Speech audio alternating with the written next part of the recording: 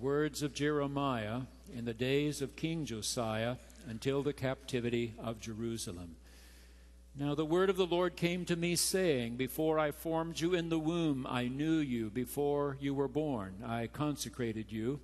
I appointed you to a prophet to the nations. Then I said, Ah, Lord God, truly I do not know how to speak. I'm only a boy. But the Lord said to me, Do not say, I'm only a boy, for you shall go to all to whom I send you, and you shall speak whatever I command you. Do not be afraid of them, for I am with you.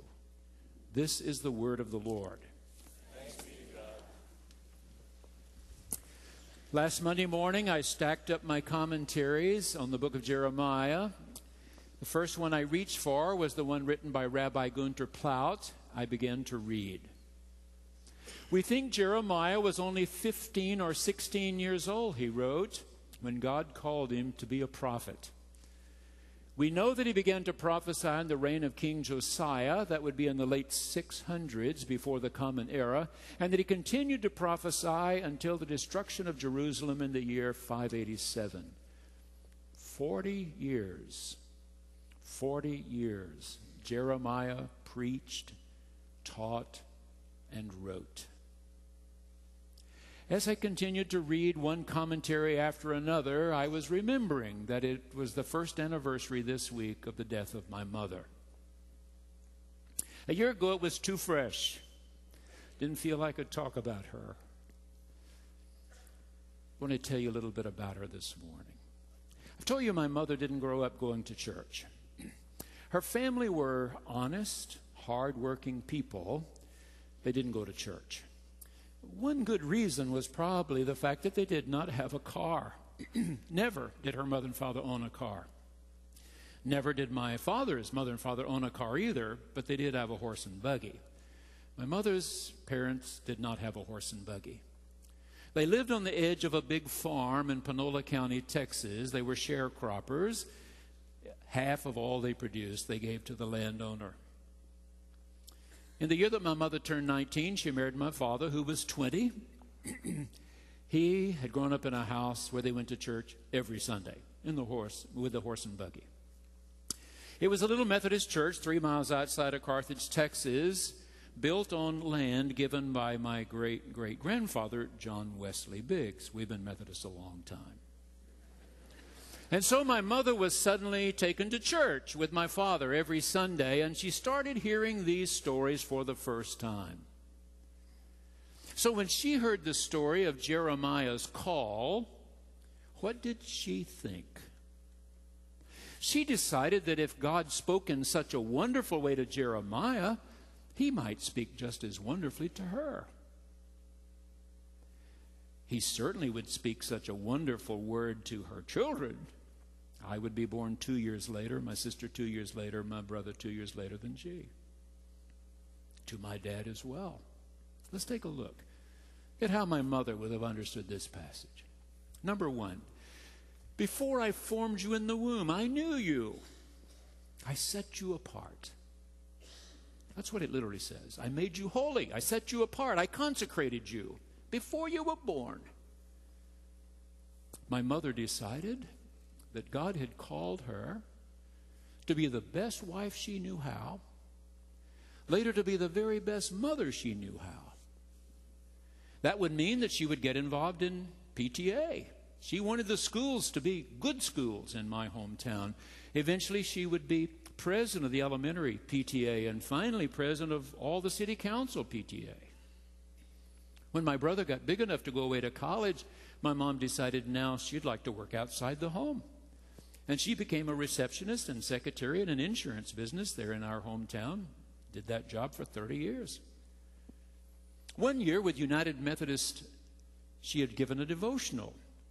Someone heard that devotional and told the editor of the hometown newspaper.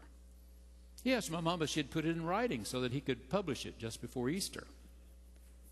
She wrote it down for him, and he liked it so much he said, "Could you write one of those next week?" Next week? And she wrote a weekly column for the Panola Watchman for the next 30 years. When I was a little boy, I remember her tucking me in at night and saying, I don't know what it is. There's something about you that makes me think you're special. I think God sent you here to do something special. I don't know what that is. I think God will tell you. As I got a little bigger, she added just another line or two. When you get to SMU, she said. When you get to SMU, God will help you know what you're supposed to do. I didn't know for years that she went in the next room and whispered the same thing to my sister. Jacqueline, she said, when I look in those beautiful blue eyes of yours, I know there's something special about you. I can tell. When you get to SMU, God will tell you what it is. And then she did the same to our little brother, of course. And so when I was a senior in high school, I felt called to be a minister. My sister felt called to be an elementary school teacher. Our brother had a little more trouble finding his way. He was drafted into the Vietnam War right out of SMU. We all prayed with all of our hearts for 2 years he would come home safely from that war, and he did. And then decided God wanted him to be a Dallas police officer. We were sure he had lost his mind. He went through the academy with his Vietnam War experience, and now a degree from SMU as well. He moved up quickly in the Dallas Police Department, was made a SWAT officer in almost no time. He got married. They had 2 little boys. And then after 8 years of that, his working rock concerts and everything else to try to make enough for a living for his family, he decided maybe God would let him do something different. He went back to graduate school. He didn't really like the big city.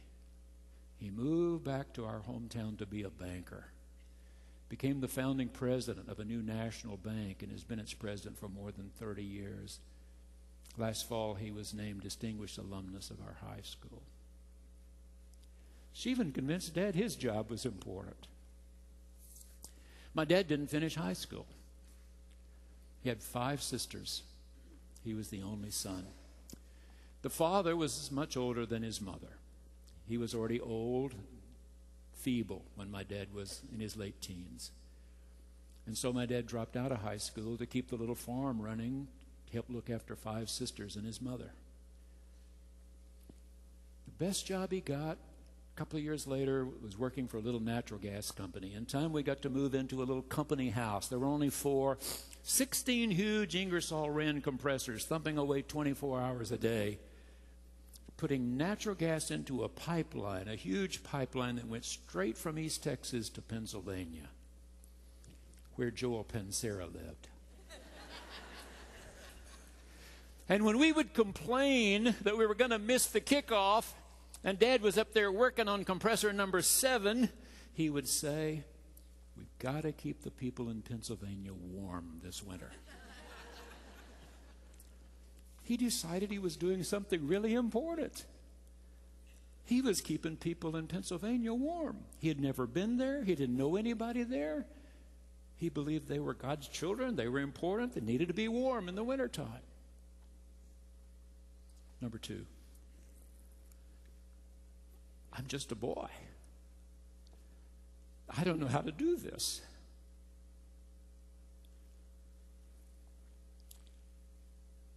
Three months after I said, I think I'm called to preach, 2 months after I was graduated from high school, the bishop sent me to 2 little country churches. The district superintendent explained this very carefully. There's nothing to this, he said. You go to college 5 days a week. You visit your parishioners all day Saturday. You write a sermon on Saturday night. You get up the next morning, you drive 17 miles to the smaller church, you preach at the 9 o'clock service. You've got plenty of time to drive 17 miles back to the bigger church, you preach. You've got all afternoon to write a sermon, which you'll preach at 7:30 at the bigger church, and then you go back to college. I had a Bible I had been given when I was in the 3rd grade. That was it. I had no library. I had a Bible. On Saturday nights, I would sit in that little parsonage, not another house in sight, out in the deep woods, and look for a sermon. I never contemplated suicide, but I did wonder many Saturday nights, how far could I be from here by 9 o'clock in the morning? If I just drove straight to Tucumcari, New Mexico, and pumped gas in cars for the rest of my life, nobody would ever know what happened to me. And then I would keep turning the pages. One Sunday morning, Gail came out. We were dating by that time. She came out to go to my two little churches with me. And on the way to preach to 16 people, I pulled over beside the road, ran up behind a tree, and threw up. I was so scared. She said, "You're going to do this the rest of your life?" I said, "Hopefully not. I hope it'll get better." Well, my sister didn't have an easier time. When she got to the time at SMU that she was supposed to do practice teaching, they sent her into the poorest neighborhood in Dallas. Now, we knew rural poor, but we didn't know urban poor. In our rural area of East Texas, every kid might be poor, but they had a mom and a papa who were doing their best for them. In urban poor, my sister had little third graders who went home in the afternoon and no adult showed up, and even when they left for school the next morning. There was no one to fix supper. There was no one to say, "Brush your teeth now. Let me say prayers with you now. Let me help you with your homework now. Let me fix breakfast for you now." No adult on the scene. My sister would come over to the little one-room efficiency apartment Gail and I had there in graduate school and say, "I cannot do this. I cannot do this. I have never seen little children like this in my life. They have no support. They have no encouragement. They have no supper. They have no breakfast. They have no one. Cannot do this." Gail would be fixing supper. We would eat. The next day she'd go back and do it again. When she graduated, she decided, "I'm not teaching in the poorest neighborhood in Dallas. Let me see, where in Texas are there rich people when kids have a lot of parental support?" And she decided the Mann Space Center just south of Houston. Clear Creek Schools. She applied, they hired her. She went down to teach. She had 7 kids the first year whose daddies were astronauts. She had other children in her classroom, had PhDs in nuclear science, and one little girl who had leukemia. Our sister would drive into Houston, where I was pastor. She'd sit down with Gail and me and say, "I cannot do this. I cannot do this. MD Anderson Hospital is doing all it can do. Hundreds of people are praying for this child, and she is getting worse every week. I cannot do this." Gail would be fixing supper. We'd eat, and she'd go do it again the next day. She did it 30 years.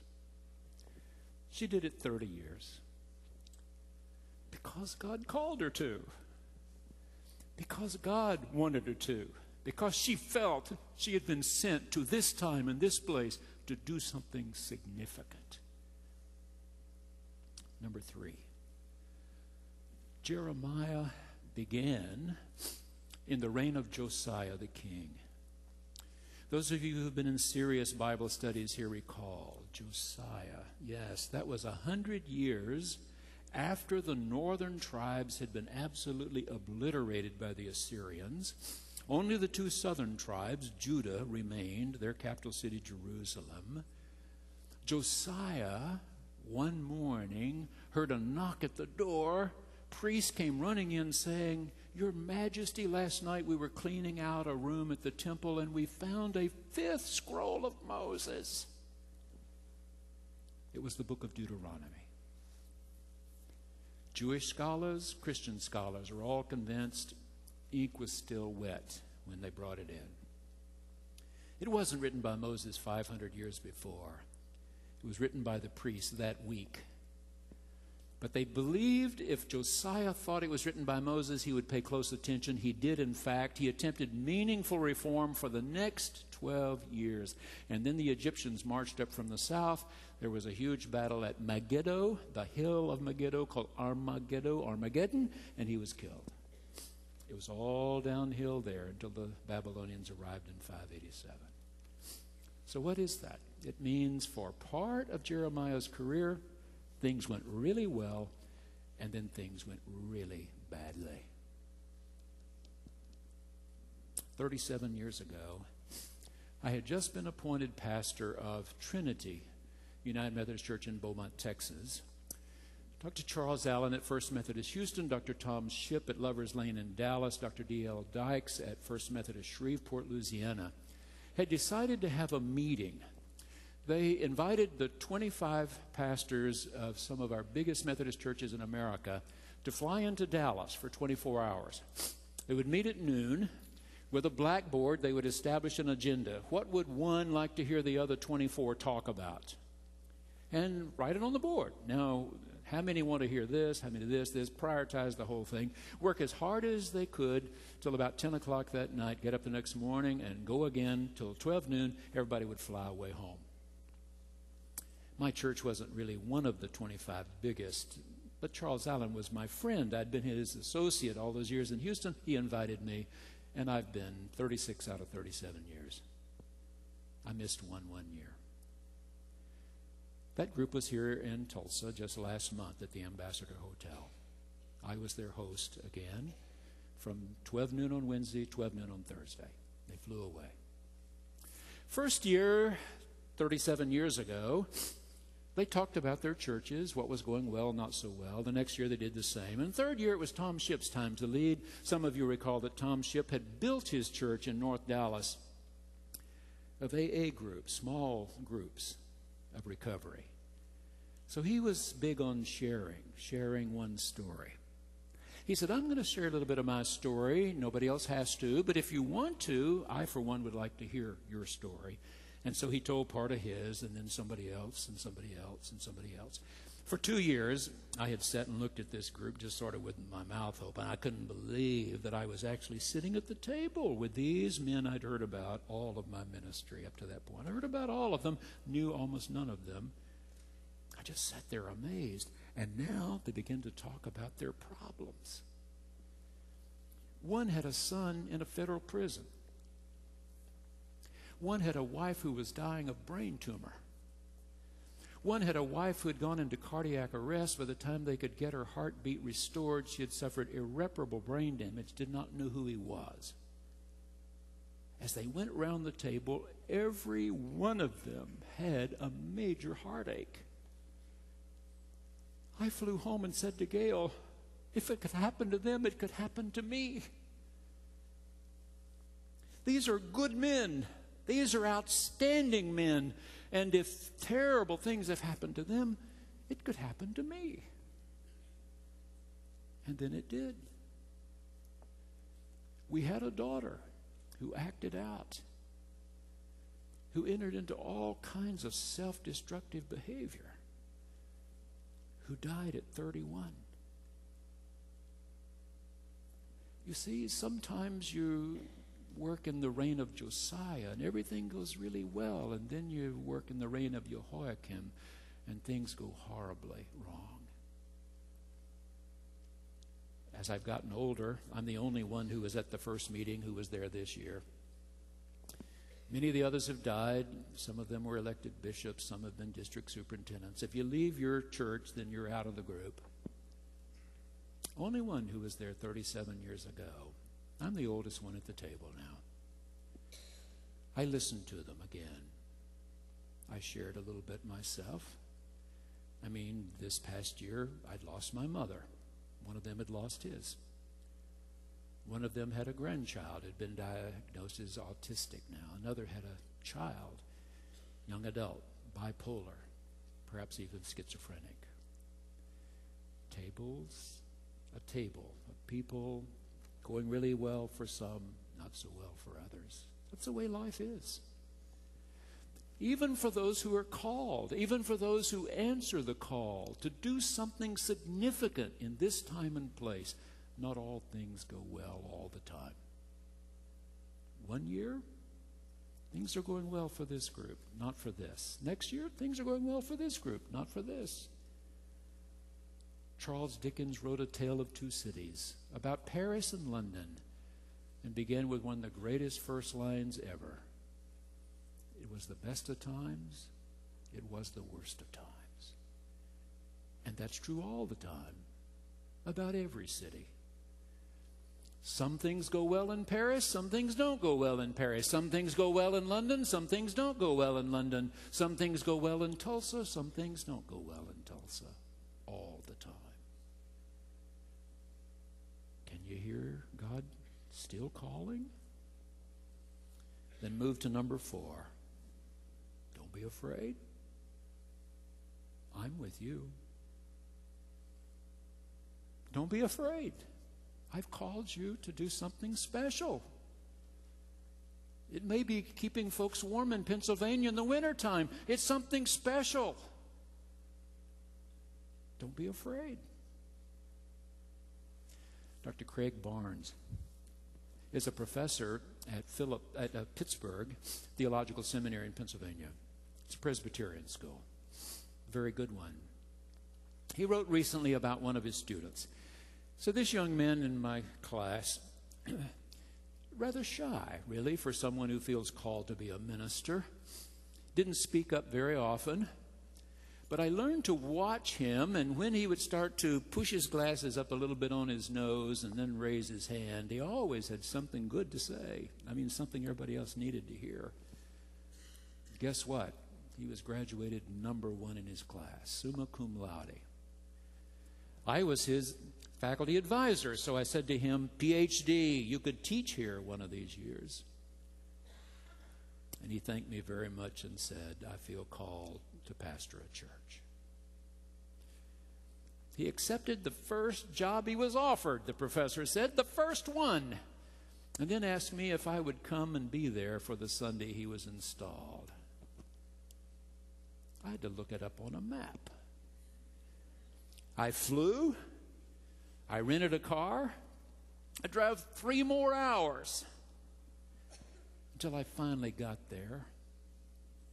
When I walked in, I could hear the old radiators banging as the hot water filled them. When somebody got too close to the microphone, it squealed. But the service went on. And then there was covered dish in the basement below. All these tables at this tiny little Presbyterian church filled with food. Several little children running around squealing.